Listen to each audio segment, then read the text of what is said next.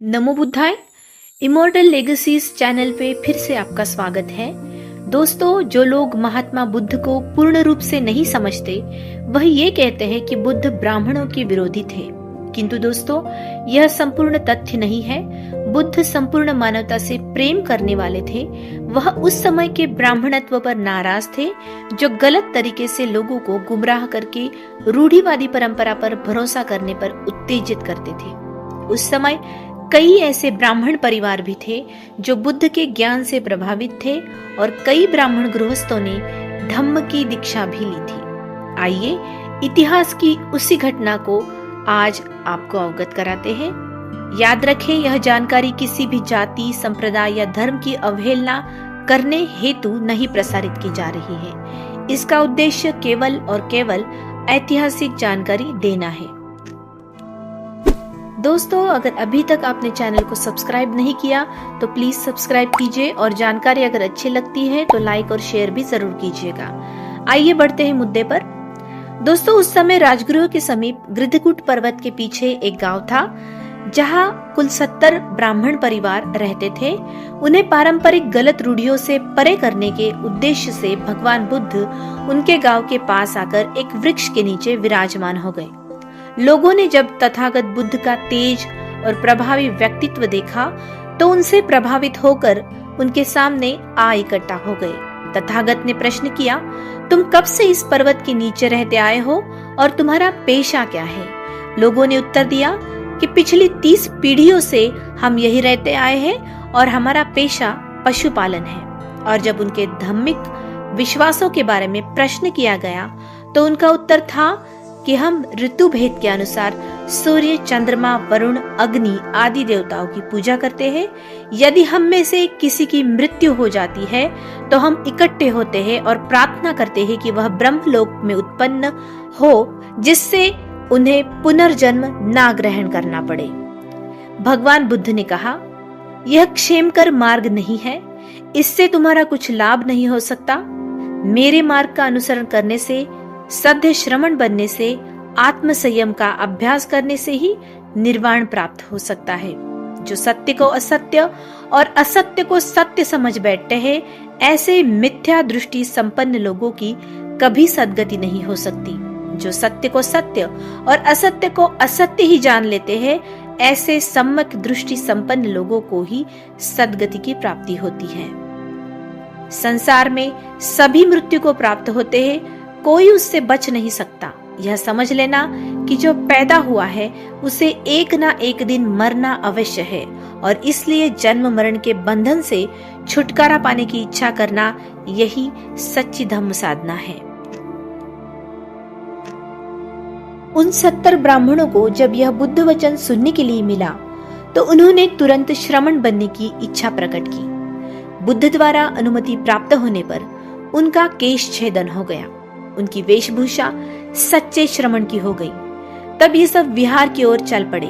रास्ते में उन्हें अपनी पत्नियों की और अपने परिवार की याद आई। दोस्तों, यह राह चुनना किसी भी गृहस्थ के लिए आसान तो नहीं होता ना।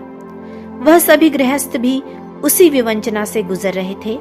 उसी समय भारी वर्षा के कारण उनका आगे बढ़ना रुक गया। रास्ते में कुल 10 मकान थे। उन्होंने उनमें आश्रय खोजा। एक मकान के भीतर जाने पर मालूम हुआ कि उसकी छत बह रही थी, इसलिए उसके भीतर जाना निष्प्रयोजन था।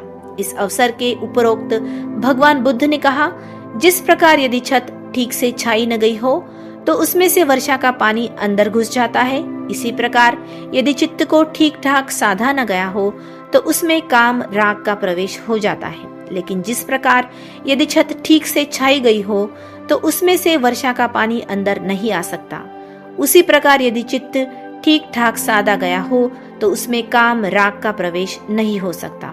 इन ज्ञान पूर्वक बातों को सुनकर उन 70 ब्राह्मणों को यह लगा कि सही में उनके मन के संकल्प विकल्प शुभ नहीं है, तो भी अभी वह विचिकित्सा से मुक्त नहीं थे।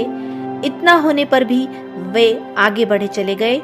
आगे बढ़े तो उन्होंने पृथ्वी पर कुछ सुगंधित इत्र पड़ा देखा।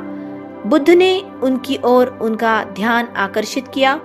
थोड़ी ही दूर आगे जाने पर कुछ कूड़ा करकट भी पड़ा दिखाई दिया। बुद्ध ने उसकी ओर भी उनका ध्यान आकर्षित किया और साथ साथ यह भी कहा कि जो दुष्शीलों की संगति में रहता है यह उसी प्रकार दुष्शील हो जाता है जैसे किसी दुर्गंध युक्त पदार्थ को ग्रहण करने वाला स्वयं गंधाने लगता है। वह उत्तरोत्तर निकृष्ट हो जाता है और अकुशल ही अकुशल करने में दक्ष हो जाता है। लेकिन जो बुद्धिमान बुद्धिमानों की संगति करता है वह भी वैसा ही हो जाता है। ठीक जैसे किसी सुगंधित पदार्थ को ग्रहण करने वाला जब उसके शरीर से भी सुगंध आने लगती है वह उत्तरोत्तर बुद्धिमान हो जाता है, शीलवान हो जाता है, गुणवान हो जाता है और संतोष को प्राप्त करता है। इन सब गाथाओं को सुनकर उन 70 ब्राह्मणों को निश्चय हो गया कि उनके मन में जो घर लौटकर काम भोग जीवन व्यतीत करने के ख्याल आने लगे थे वे उचित नहीं थे।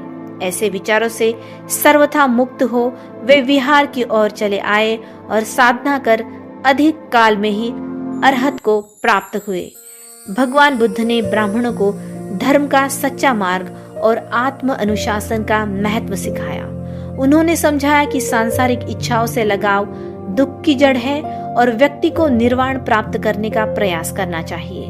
ब्राह्मण बुद्ध की बातों से प्रभावित हुए और उन्होंने अपने सांसारिक जीवन को त्याग कर बौद्ध धर्म के मार्ग पर चलने का फैसला किया। मठ की अपनी यात्रा में उन्हें अनेकों बाधाओं का सामना करना पड़ा और उन्होंने बुद्ध की शिक्षाओं से मूल्यवान सबक सीखे। उन्हें अच्छी संगति के महत्व का एहसास हुआ और यह कैसे किसी के चरित्र को आकार दे सकती है यह वो जान गए। अंत में उन्हें धम्म के प्रति समर्पण के माध्यम से ज्ञान प्राप्ति हुई। कृपया ध्यान दें कि यह एक ऐतिहासिक कथा है और इसका उद्देश्य किसी विशेष धर्म या विश्वास प्रणाली को बढ़ावा देना या आलोचना करना नहीं है।